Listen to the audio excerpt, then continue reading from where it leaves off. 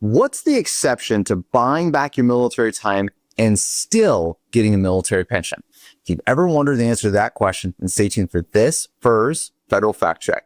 Hi, I'm Micah Shalansky, and welcome to Plan Your Federal Retirement. In this special episode of the FERS Federal Fact Check, we have a great question from Walt. Let's listen to what Walt has to say.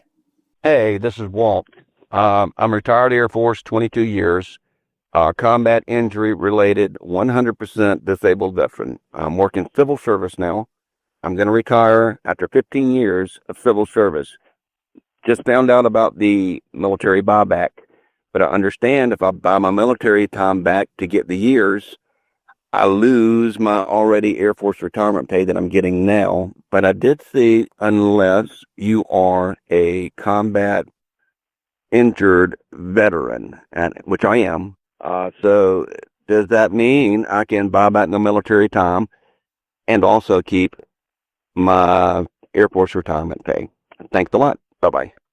Well, that's a great question, and kudos to you for doing your research, right? There's exceptions to almost every rule that's out there, right? Even though the rules kind of apply to the majority of us, you are correct. There is an exception out there for your 22 years of active duty service in the Air Force. And what this is talking about is if you have a disability that is directly related to a combat, and that is called a combat-related special compensation. If you get that, there might be an exception for you, and for a lot of contingencies in here. The documentation has to line up and say all of this, but if that's the case, if you got retired from the military due to a combat-related special compensation package, then more than likely you can buy back that military time and continue to get the full military retirement and all of your other benefits. So it really is a great way to double dip in the benefits because you served our country and you were injured in combat. And that's why the military and the government has these options for you. So documentation on this one, Walt, is going to be absolutely key.